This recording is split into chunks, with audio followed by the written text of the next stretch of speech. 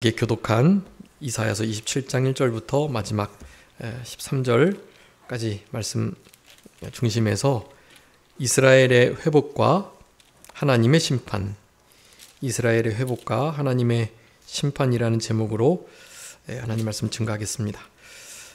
오늘 27장까지 이렇게 메시아 왕국이 임하게 될 미래의 궁극적인 심판에 대한 말씀들을 하고 있는데요. 그 전에 이제 여러 나라들을 향한 구체적인 하나님의 진노와 심판의 내용들을 예언했었습니다. 우리 24장부터 27장까지 이 말씀 속에서 그러니까 여호와의 날, 최후의 날, 그리고 그날, 오늘 본문의 13절에 그날이 있죠. 그날, 이와 같은 말씀들은 이제 궁극적인 심판의 날들을 가리키는 것입니다. 그래서 제목이 이스라엘을 회복하실 것, 그리고 또한 하나님이 이스라엘도 심판의 일환으로 회복과 또한 하나님의 징계를 이스라엘 백성에게도 사실 내리시는 거고요. 네. 그리고 하나님께서 심판하실 자들, 하나님의 몽둥이로 사용되었던 자들, 그런 이들을 하나님께서 궁극적으로는 온전한 심판의 자리에 그렇게 놓으신다라는 것을 오늘 본문이 우리들에게 교훈해주고 계십니다.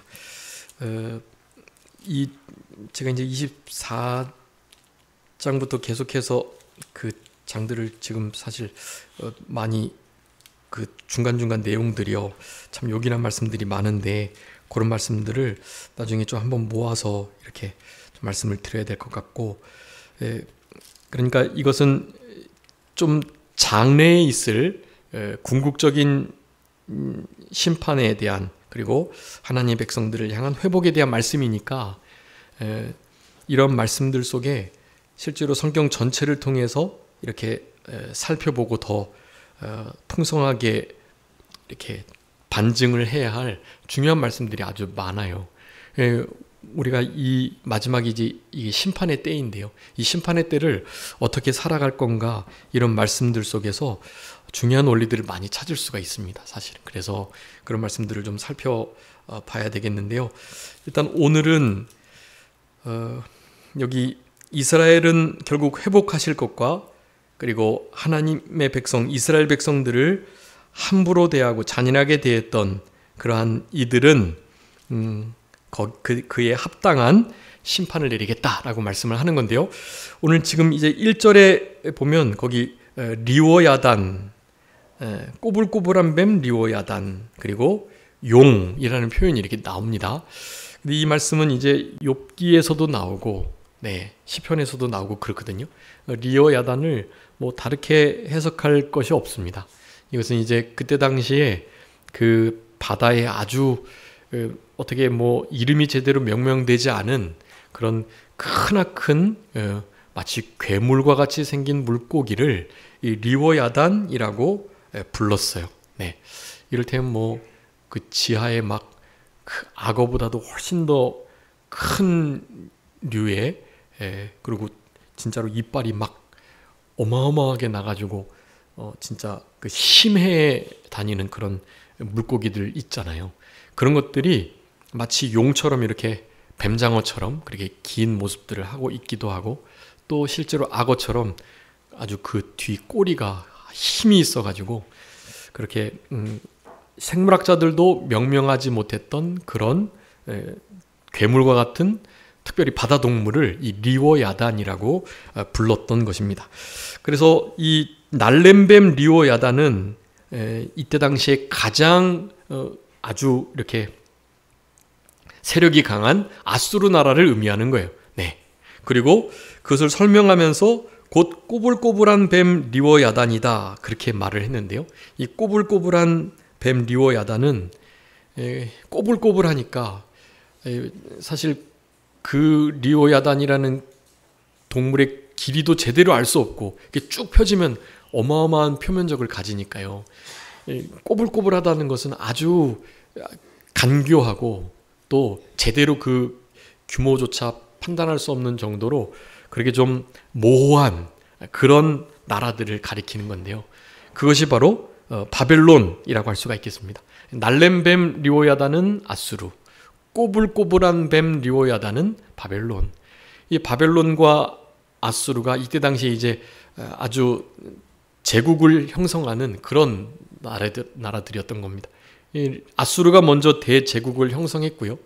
대신에 바벨론이 신흥 세력으로서 그렇게 결국에는 아수르를 망하게 하는, 아수르를 잡아갔던, 아수르에게 잡혀갔던 북쪽 이스라엘을 결국 바벨론이 다스리는 그런 역사가 이어지게 된 겁니다. 날렘뱀 리오야다는 아수르, 꼬불꼬불한 뱀 리오야다는 바벨론이라는 것을 이렇게 역사적으로 짐작해 보시면 될 것 같고, 그 다음에 바다에 있는 용이라고 말하는데요. 이 바다에 있는 용은 애굽 나라를 가리킵니다. 네, 애굽 나라가 이렇게 해상 전투력도 강했고, 또 이때 당시에는 이제 점점 꺾이는 그런 제국이었지만, 네, 이스라엘 백성들에게는 여전히 이 애굽 나라가 아주 하나님의 거의 위치에 있는, 네, 하나님을 전적으로 의지하고 의뢰하고 앙망하고 좀 바라보고 그분을 기다리고 그렇게 살아가라고 계속 말씀을 하는데도 이 이스라엘 백성들은 주로 애굽을 의지하는 거예요. 애굽을. 네. 그래서 결국에는 하나님께서 이 애굽 나라가 이제 더 이상 이스라엘 백성들이 의지할 수 없을 정도로 망하게 하시는, 그럼에도 이스라엘 백성들은 계속 애굽을 도움 삼으려고 하니 도움을 구하는 자나 도움을 주려는 자가 다 망하게 되는, 네, 제발이지 애굽으로 도움을 받으려고, 도움을 요청하려고 내려가지 좀 마라. 하나님께서 우리 이스라엘 백성들에게, 남쪽 북쪽 이스라엘 유다에게 계속 하시는 말씀이에요. 자, 여러분, 우리에게도 동일한 하나님의 이 하소연을 우리가 좀 들으셔야만 합니다. 여러분, 누군가가 또 어떤 것이 이스라엘 백성들에게 이를테면 애굽과 같은 위치에 있을 수 있는 것입니다. 거기에 도움을 구하러 가시면 안 돼요. 하나님만을 전적으로 신뢰하고 유일한 믿음의 대상, 의로야 신뢰의 유일한 대상이 바로 우리 주님뿐이시라는 것을 우리는 분명히 기억해야 되겠습니다. 지난 시간에도 제대로 다루진 못했는데요. 우리 26장의 4절 한번 읽어봐 주세요. 26장 4절. 너희는 여호와를 영원히 신뢰하라. 주 여호와는 영원한 반석이심이로다. 아멘. 여러분, 이스라엘 백성들에게 하나님께서 계속해서 하시는 말씀, 또 외치시는 아주 절대 진리의 명제예요. 이분만을 어떻게 해야 되는 거라고요? 영원히 신뢰해야만 하는 거예요. 근데 왜 그렇게 할 수 있습니까? 그분만이 영원한 반석이 되시기 때문이죠. 네. 이제 이사야에서도 그렇게 몇 군데 말씀하고 계시거든요. 하나님의 보내신 그 선지자, 그리고 흔히 말하는 구원자, 그 메시아의 존재를 이 돌로 많이 그렇게 표현을 하고 계시단 말이죠. 시험받은 돌, 세워진 돌, 네, 주춧돌, 이런 표현들로 우리 메시아 되시는 구주를 그렇게 나타내고 있었습니다. 영원한 반석 마찬가지예요. 네. 우리가 반석이라는 것을 보셨는지 모르겠지만 우리 교회보다도 훨씬 더 큰 평평한 아주 어마어마한, 정말 흔들리지 않는 그런 바위들이 있어요. 네. 그런 것들을 흔히 반석이라고 하는 것입니다. 이제 우리 지구의 그렇게 지구적인 홍수, 지구 전체가 막 그냥 뒤섞이는 그런 홍수가 나지 않는 이상에는 움직이지 않는, 결코 움직일 수 없는 그런 돌들, 반석이라고 합니다. 여러분, 근데 그 반석은 실제로 올라가 보시면 너무 안정감이 들고요. 정말 이렇게 견고하게 느껴져요. 경외심마저 느껴집니다. 제가 95년도인가 인도에 전도 여행을 갔었는데요. 그때 하여간 저쪽 그 인도의 북부, 거기가 이제 티벳하고 맞닿아 있고, 거기에 무슨 이게 무슨 이름을 이제 잊어버렸는데, 무슨 마할, 타지마할 말고 무슨 마할이라는 어떤 그 도시가 있었는데, 거기에 하여간 어마어마한 그 불상이 있고, 근데 그 불상보다 비교할 수 없을 만큼 큰 반석이 이렇게 있는 모습이 지금도 기억이 나거든요. 어떻게 저런 게 지금 저 자리에 있을까, 그런 생각이 들 정도로. 그러니까 그땐 다 이제 노아 홍수 때 이렇게 거기에 자리를 잡았던 거겠죠. 근데 그거를 그냥 보는데요, 너무 경외감이 들고, 이게 진짜 우리 환난 중에 만날 큰 도움, 우리의 유일한 반석, 구원의 뿔, 이 영원한 반석, 그 반석 되심이 어떤 느낌인지 그 돌을 이렇게 보면 그냥 이해가 많이 됩니다. 여러분, 이 반석 위에 우리가 집을 짓고 있는데요, 이 반석이 흔들리는 경우는 없습니다. 반석이 위에 분명하게 서 있다면 우리는 금과 은과 보석으로 짓는 게 중요하고, 나무와 풀과 짚으로 짓는 것이 문제가 되는 거죠. 말씀의 불 앞에 그 공력들이 불타지지 않도록 나무와 풀, 짚, 나름 이렇게 여러 공력이 들어가고 시간 들여야 될 일이지만 다 타지고 없어지는 거예요. 금과 은과 보석으로 지으셔야 합니다. 타지지 않는 하나님의 말씀의 설계도대로 있는 그대로를. 우리 오전에 신명기 말씀드렸는데, 신명기 5장에 그 지금 여기 우리에게 하신 말씀이라는 것과 뒤에 신명기 30장에 또 아주 중요한 말씀이 있거든요. 하나님의 말씀이 멀지 않다. 하늘 위에 있는 거 아니고 바다 끝에 저쪽 넘어 있는 거 아니다. 그것이 너무나 가까워. 어디에 있다고요? 우리의 입에 있다. 우리의 입에 있고 우리의 마음에 있으니, 그러니까 어떻게 할 수 있다고요? 하나님의 말씀을 행할 수 있다. 그렇게 말씀. 우리의 마음과 우리의 마음에 있는 그 말씀을 행할 수 있도록 가까이 있으니 우리는 그 생명의 말씀을 잘 지켜내는 생활을 이 땅에서 해야만 하는 거예요. 내 뜻대로 아니고. 여러분, 하늘나라에 가서 내 힘으로 한 거는 하나도 안 남습니다. 주님의 힘으로 한 것만 남아요. 우리 이병규 목사님의 독특한 하늘 상급 해석인데요, 우리가 한 거, 내 힘으로 한 거, 내가 뭔가 이름을 남기고 한 거, 그런 것은 다 안 남는데요. 그건 진짜 내가 한 거 아니다. 이거 정말 주님이 하실 수밖에 없는 일이었다라고 고백되는 것만 남는 거예요.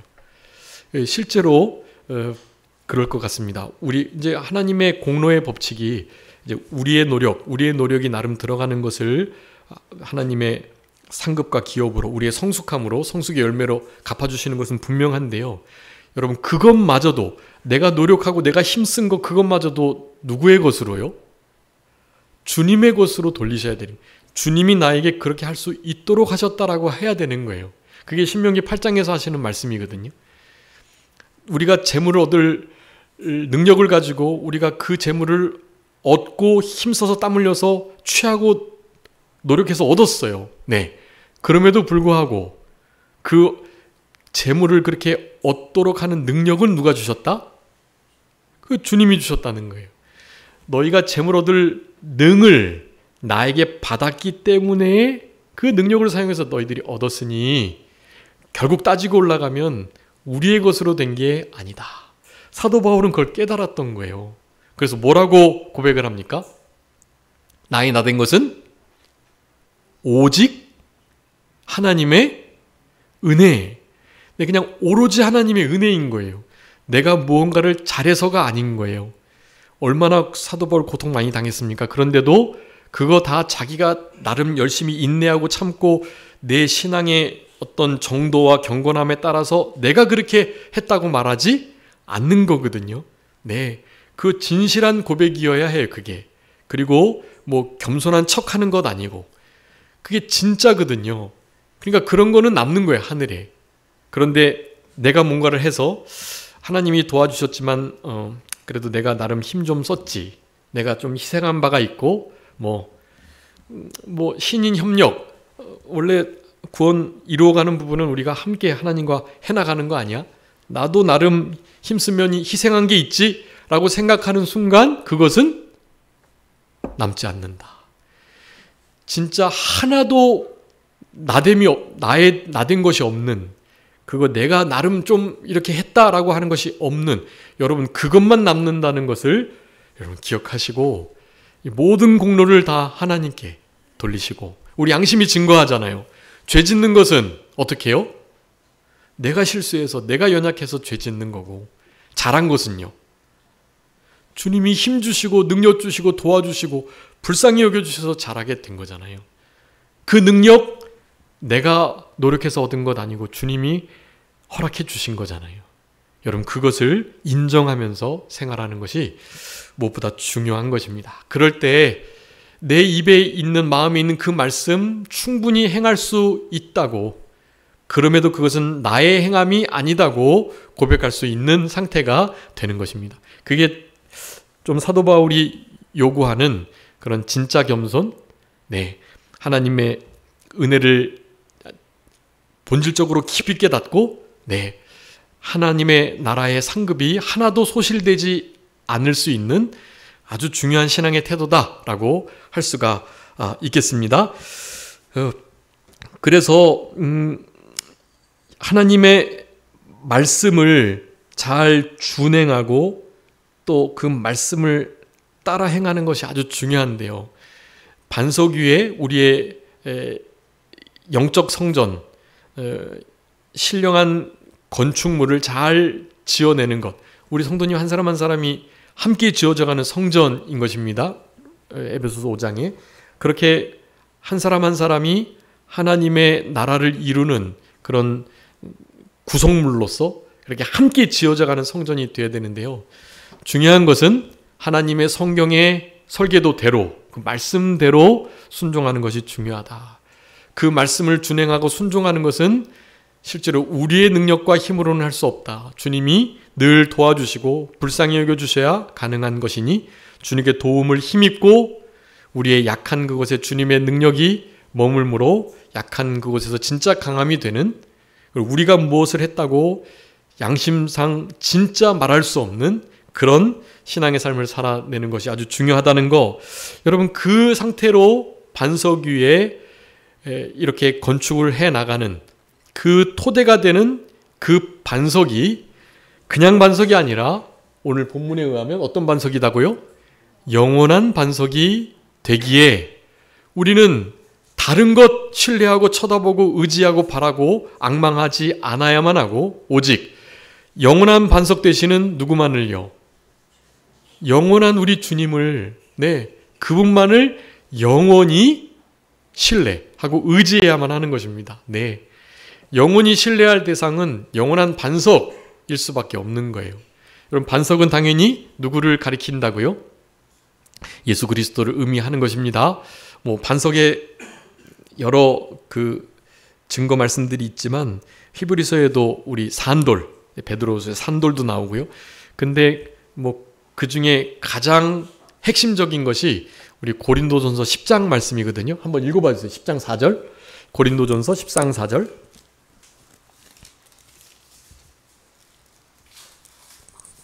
다 같은 신령한 음료를 마셨으니 이는 그들을 따르는 신령한 반석으로부터 마셨음에 그 반석은 곧 그리스도시라. 아멘. 여러분 여기에 반석을 누구라고 명확하게 나타내주고 계십니까?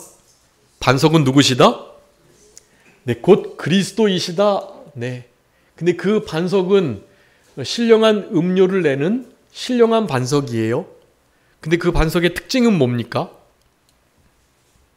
그 반석은 어떤 반석이라고요? 신령한 반석으로 신령한 음료를 내는데 그 반석에서 우리는 신령한 음료와 그 신령한 체험을 하면서 또 그렇게 홍해 신령한 우리의 세례를 받으면서 우리는 광야 생활을 시작했단 말이죠. 그런데 이 반석의 특징이 뭐냐고요? 이 반석의 특징? 여기 어디 있는데 무슨 특징이 있어요? 네, 따르는. 반석이 이스라엘 백성들을 어떻게 했대요? 따랐다고 그래요. 따르는 반석.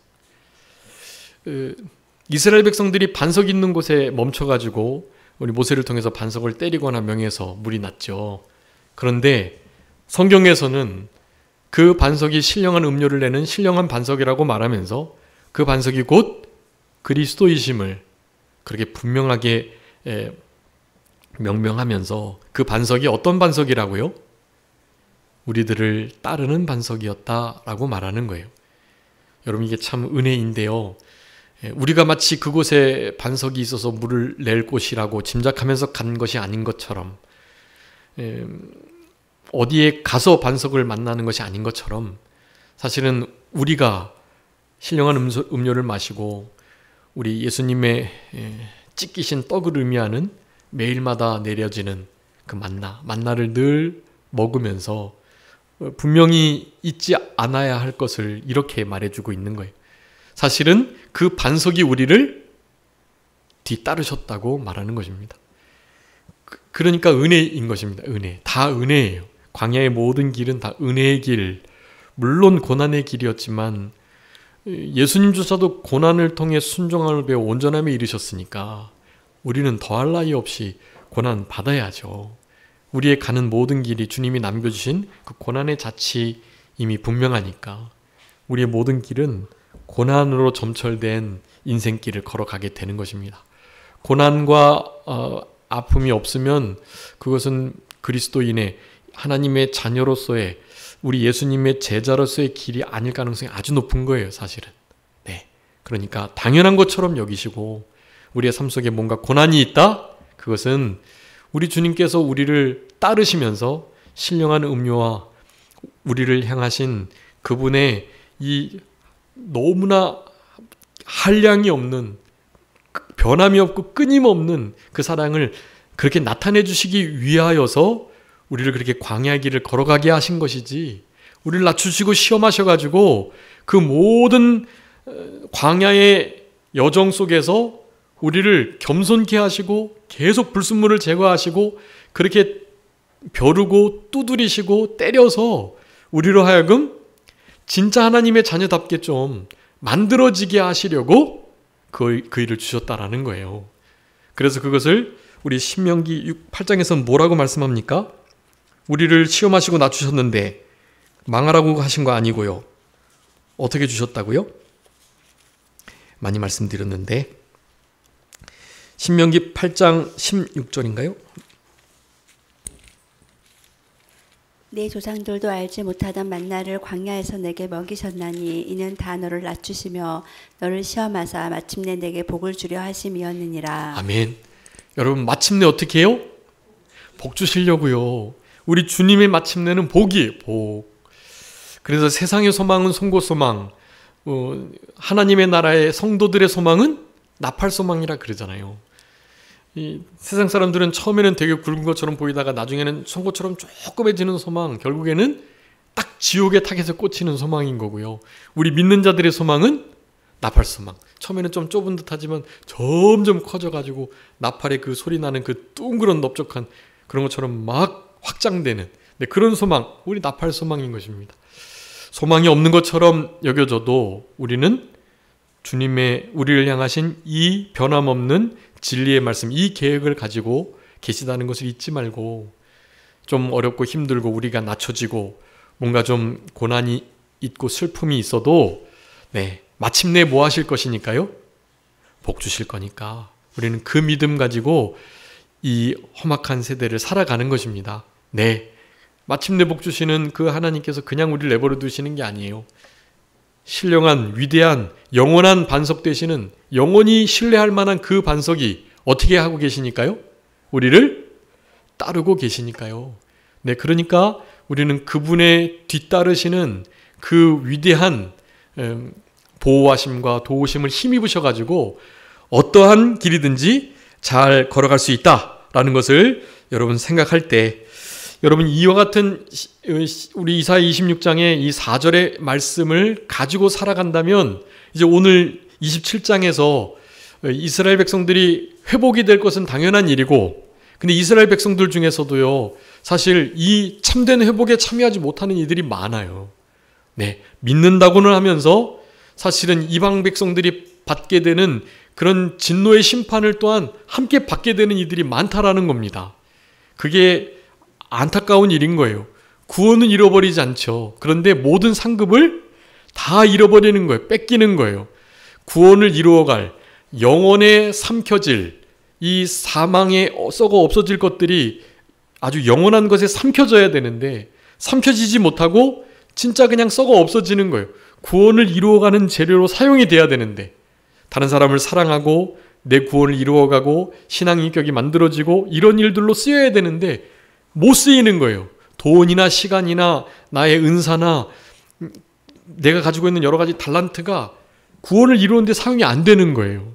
그러면 사실 오늘 본문의 제목처럼 이스라엘의 회복되는, 그래서 신원케 되고 하나님이 비로소 마침내 복 주시는 그런 은혜의 자리에 참여하는 게 아니라, 믿는 이들도 구원은 잃어버리지 않지만, 지옥 가지 않지만 하나님의 그 심판의 자리에 놓여질 수 있다라는 것입니다. 네, 그러니 우리는 이것을 상당히 심각하게 생각하셔야 하는 거예요. 우리 마음에, 우리 입술에, 이 마음속에 있는, 입술에 있는, 가까이 있는 그 말씀을 하나님이 지금 여기 우리에게 주신 것으로 늘 확신하면서 그 말씀을 생명과 같이 여기고 살아가는 태도가 중요하다. 그래야만 오늘 이제 27장에서 말하는 이 복된 회복의 역사 속에 참여할 수 있다. 아니면 이 리워 야단들처럼 이 큰 예뱀, 용이라고 하는 사탄 마귀의 세력과 연계된 이와 같은 자들이 받게 될 그와 같은 진노의 심판 속에 우리의 모든 상급을 잃어버릴 수 있다. 네, 우리가 누려야 할 영원한 기업과 분깃을 뺏길 수밖에 없다. 여러분, 그런 일이 없도록 그렇게 살아가시는 우리들이 되어야 되겠습니다. 여기 본문에 이제 이스라엘 백성들의 이 열매 맺혀야 할, 또 회복이 되어야 할 이 모든 것들을 이제 포도원의 비유로 말씀하는데요. 우리 하나님이 포도원 주인이고 포도주인, 그리고 포도를 잘 실제로 재배하고 거름주고 갈고 닦는 이들은 이제 농부로서 우리 예수 그리스도이신 거죠. 예수 그리스도께서 우리를 위해서 거름을 주고 땅을 파고 북을 돋우고 또 여우나 다른 멧돼지, 고라니가 들어오지 못하도록 담을 치고 극산품 포도 심어가지고 그렇게 포도 열매를 잘 맺히도록 했는데 3년이 지나도록 열매를 못 맺네요. 포도원 주인이 농부에게 말하는 겁니다. 이제 저거 찍어버려라. 정말 쓸데가 없으니 이젠 진짜 찍어버려라 라고 말하는데, 포도원 농부가 한마디 하시죠. 뭐라고요? 금년에도 그대로 두소서. 그 말은 금년에만 한 번만 더 기회를 주세요, 그런 뜻이. 금년에만 좀 한 번만 더 기회를 주셔서 그대로 주세요. 여러분, 그 포도나무가 어디에 심겨졌다고 포도나무 비유에서 말합니까? 무화과 밭에 심겨 있다고 말해요. 무화과 밭에 왜 포도나무가 심겨져 있냐고요. 그러면 당연히 다른 건 몰라도 진짜 쓸데없기 때문에 진짜 열매 맺혀야 되거든요. 그거. 그 포도나무 없으면 무화과나무 잘 심어서 무화과 잘 맺을 수 있었는데, 그 공간을 할애해가지고 포도나무 심어놨는데 열매를 3년 동안 못 맺히고 있으니, 이거는 주인, 포도원 농부 되시는 우리 예수님도 너무 안타까운 일인 거예요. 제발이지 한 해만 더 기회를 주시고, 이번 한 해마저 열매를 못 맺으면 이언이와, 열매를 못 맺는다면 주인의 말대로 찍어 버리겠습니다만 한 해만 더 기회를 주세요. 여러분, 주님이 계속 그러고 계세요. 우리 주님의 인내와 참으심에 한계가 없으십니다. 그런데 기한은 정해져 있어요. 주님의 기다리심과 오래 참으심이 한계가 있다는 뜻이 아니라 하나님의 정하신 때를 두시고 하나님의 공의로우심을 나타내시려고 기한을 두시는 거예요. 이제 더 이상 열매가 없으면 이제 진짜 찍혀서 버려지는 것입니다. 오늘 본문에서도 말씀하지만 가지가 말라 비틀어지면 어떻게 해요? 끊어내 버려가지고 부직갱이로 쓰다가 태워버리는 거예요. 요한복음 15장에서도 말씀합니다. 우리 예수님께 붙어있는 포도나무 대신 예수님께 붙어있지 않는 가지라고 한다면 끊어져 있으니 어떻게 될까요? 땅에 떨어져, 땅에 버려져 말라 비틀어진 다음에 어떻게 해요? 불 속으로 들어가게 되는 거예요. 아궁이 속으로 던져지게 됩니다. 그럼 비참한 우리 믿는 자들이라고 한다면 우리 예수님과 붙어있는 삶을 못하는 것이 이제 지옥 간다 그런 말씀이 아니고 예수님과 늘 실제적으로 교통하는 삶을 살아내지 못하면 아무런 열매를 맺을 수 없고 열매 맺지 못하는 나무는 하나님께서 더 이상 기회를 주시지 않는다라는 의미인 거예요. 이런 것들도 심각하게 받아들이셔야 하는 것입니다. 우리의 구원을 잃어버린다는 것으로 생각하지 마시고 구원을 절대로 이뤄갈 수 없다 그렇게 보셔야 되는 거예요. 여러분 구원 이뤄가는 게 너무너무 중요합니다. 그냥 우리가 믿음 생활하고 천국 가는 것으로 끝나는 삶이 아니잖아요. 여러분 이 땅에서 맡겨진 사명들이 있고 그 사명 감당하려면 성령님의 도우심, 포도나무 되시는 예수님께 늘 1mm도 떨어지지 않고 바짝 붙어 있어야 그 생명수 진액을 공급받게 되는 거거든요. 그래야 열매를 많이 맺혀 나갈 수 있는 거예요. 열매를 많이 맺혀야 사람들이 비로소 내 제자인 줄 알겠다. 너희가 서로를 사랑할 때 너희가 나의 제자인 줄 안다라고 말씀하신 것처럼 그 맺어야 할 열매 첫 번째는 사랑의 열매인 것입니다. 그런 열매를 잘 맺히면서 하나님의 생명의 말씀을 준행하면서 살아갈 때 오늘 제목과 같이 참된 이스라엘 백성들의 회복 가운데 우리가 놓일 수가 있는 거고요. 그렇지 않으면 하나님의 심판 속에 이스라엘 백성들이 아닌 이방 나라들이 받는 그와 같은 심판은 아닐지라도 그 심판에 준하는 우리의 구원의 모든 요소들을 다 잃어버릴 수밖에 없는 그런 상태에 빠지게 된다는 것을 오늘 본문을 통해서 우리가 분명하게 이해를 해야 될 것입니다. 오늘 이 말씀 1절에 보면 하나님께서 대적을 반드시 심판하실 것이라는 것을 말하고 계세요. 네? 반드시 심판하십니다. 대적들이 진짜 무서운 괴물과 같은 그런 리오 야단이라 할지라도 용과 같은 동물이라 다 이겨내는 거예요. 두 번째는 2절부터 6절까지인데요. 백성들을 하나님께서 보호해 주신다라는 거예요. 그 포도원을 지켜주신다는 말씀 하면서요. 열매를 잘 맺어야 되는 것이 기본이겠죠. 7절부터 11절까지는 징계로 정결케 하시는 하나님이신 것을 말씀합니다. 이 징계가 아까 이제 고난의 길 다 말씀드린 거예요. 고난과 징계가 없을 수가 없어요. 진짜 사생자가 아니라면 진짜 자녀라면 하나님의 이 진노의 채찍, 꾸지람과 훈계, 이 징계가 없을 수가 없다. 야고보서 히브리서 계속 말씀하는 말씀이에요. 우리는 반드시 징계를 받는 자들 내버려 두시지 않고 간섭하시고 회초리 들어주시는 주님이 그 징계로 우리를 정결케 하신다. 아까 신명기 8장 16절의 말씀과 같은 거예요. 우리를 광야를 통해서 시험하시고 낮추시고 우리를 겸손케 하셔가지고는 그냥 그렇게 내버려 두지 않고 마침내 복 주시려고 마침내 하나님의 진짜 자녀답게 천국 시민답게 만드시려고 그 일을 하고 계시다는 것을 그렇게 말씀하는 거고 마지막 12절부터 13절까지는 백성들을 하나님께서 회복시켜 주시겠다. 흩어진 자들 모으시고 그 다음에 이스라엘 백성들을 나팔로 불러서 모으셔가지고 어디에 있든지 그래서 예루살렘 속에 참된 예배가 회복된다. 그 예배 가운데는 사실 이방인들조차도 함께 있음을 그렇게 말씀하는 귀한 말씀입니다. 이사야의 말씀은 구약의 복음서라고 할 수 있을 만큼 이방인들에게도 구원의 길이 넓게 열려져 있는 것을 아주 명확하게 볼 수 있는 말씀이 우리 이사야의 말씀이라고 할 수 있겠습니다. 여러분 이 말씀 속에 하나만 말씀을 살펴보고 좀 말씀 마쳐야 되겠는데요. 여러분 28장에도 시온의 그 기초돌 나오는데 아까 전에 26장 4절에 영원한 반석 되시는 영원히 신뢰할 그 존재에 대해서 우리가 분명히 의식하면서 이 부분을 우리가 좀 잊지 않으셔야 될 것 같아요. 뭐냐면 우리 8절 말씀인데요. 8절 우리 다 같이 한번 읽어보겠습니다. 이사야서 27장 8절 시작. 주께서 백성을 적당하게 견책하사 쫓아내실 때에 동풍 부는 날에 북풍으로 그들을 옮기셨느니라. 아멘. 여러분, 이것은 하나님께서 아주 완벽하게 심판을 제대로 하실 것이라는 말씀을 하는 건데요. 그런데 심판을 내리실 때 우리 믿는 이들에게는, 이방 나라 열방은 당연히 심판할 거고, 우리들에게는 사실 회복의 기회로 만들어 주시겠다는 말씀을 하는 거예요. 이와 같은 적당한 징계가 우리들로 하여금 회개케 하고 우리의 삶을 정결케 하는데 쓰인다는 것을 말하는 거예요.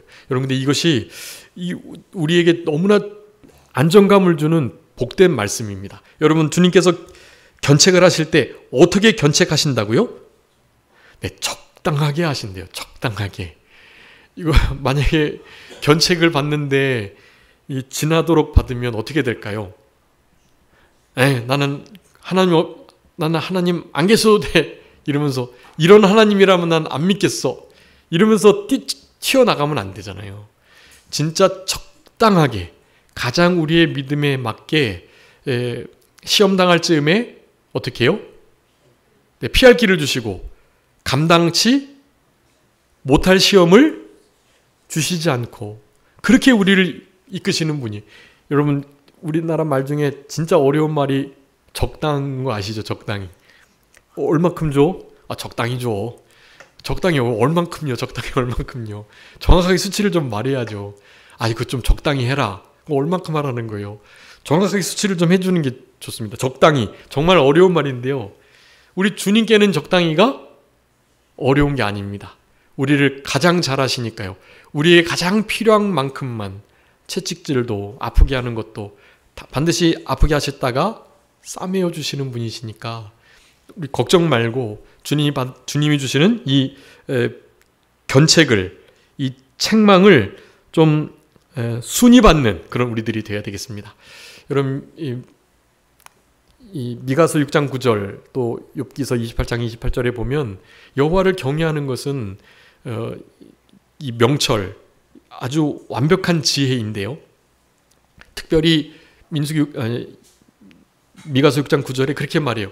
매를 순히 맞는 것, 매를 드신 그분께 순적하게 그 매를 맞는 것 그 자체가 여호와를 경외함이에요. 주님이 적당하게 책망하시겠지, 적당하게 견책하시겠지라는 것을 믿고 매 맞는 겁니다. 여러분, 그 매 맞는 징계를 통해서 우리가 깨끗해지고 회개하게 돼서 조금씩 그리스도 백성다운, 하나님의 자녀다운 삶이 영위가 되는 거예요. 그러니 채찍을 받으실 때 우리 하나님은 어떻게 견책하시는 분이다? 적당히 견책하시는 분이라는 사실을 기억하시고 우리를 회복할 때는 회복해 주시고 또 심판의 자리에, 그 고통의 자리에 그냥 두실 때도 있어요.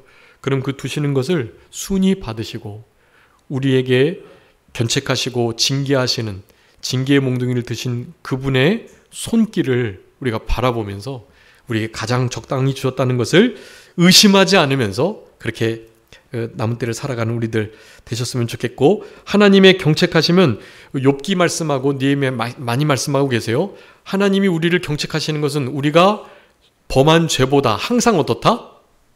가볍다, 경하다. 네.